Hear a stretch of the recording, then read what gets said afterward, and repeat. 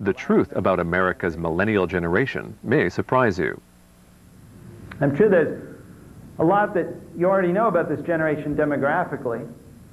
They are a larger generation than Xers, cohort by cohort, because we've seen a fertility rebound, something that's been called the baby boomlet or the echo boom. Parents want to have more of this generation. It's partly what actually defines who they are. And they've also benefited from a huge surge in immigration by Xer and boomer parents. This has also added to their numbers. Also, as I'm sure that many of you have heard, this is, without question, the most diverse generation, racially and ethnically. 1 out of 3 millennial kids is either non-white or Hispanic. Actually, slightly more, about 36%. 1 out of 5 has at least one parent who's an immigrant. And amazingly, 1 out of 10 has at least one parent who is not a U.S. citizen. But I want to emphasize here just a couple things you probably haven't thought about, and that is the way in which this generation is beginning to follow the pattern of what we call the hero archetype. They arrived at a time just after the consciousness revolution, just after a spiritual awakening, when, as always in such times, attitude towards kids begin to move back toward safety, protection, and structure.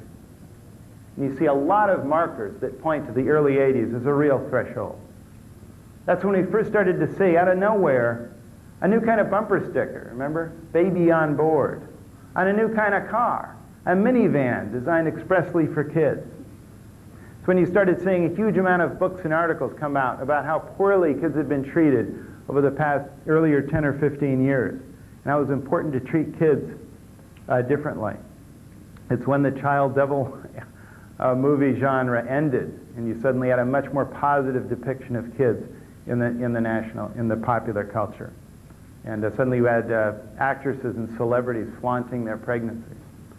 It's when you saw a child abuse hysteria energize the public to support all kinds of government action and political priorities for kids. So today we're just kind of awash in that, right? V-chips, curfews, year-round schooling, zero tolerance, helmets for practically every purpose you can think of. The TV programming for kids has changed drastically in a way that reflects this difference.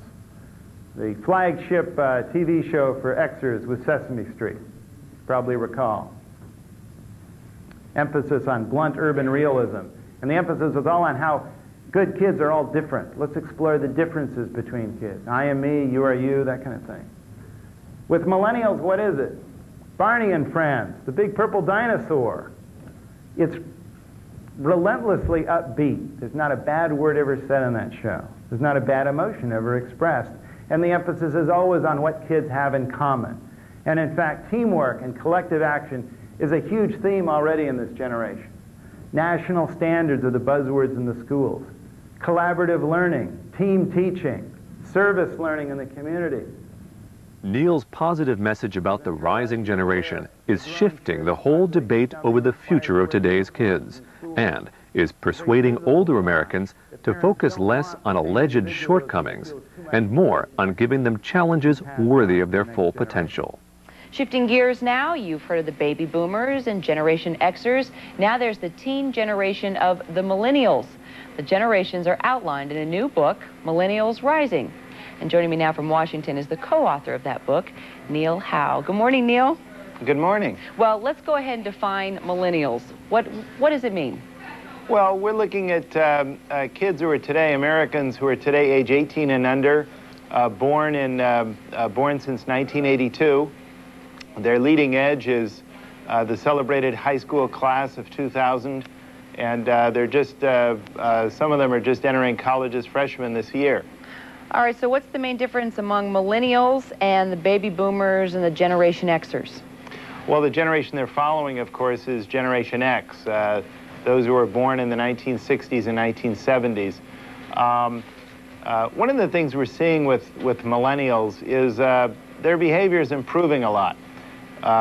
Since the mid-1990s, we've seen an enormous reduction, for instance, in youth violence.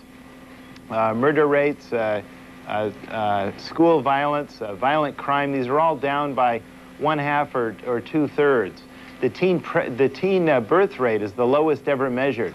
The teen abortion rate is the lowest since Roe v. Wade in 1973. And now we've heard very recently the drug use rate among high school students age 18 and under is down 21% over the last 2 years. Their SAT scores are the highest now since 1973.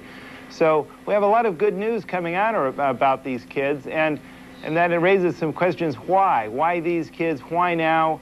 And what does it say about who they are and how different they are from the generations before them? And that's really the broader questions, too, are the ones that we ask in this book, aside from just saying who they are, but why they are.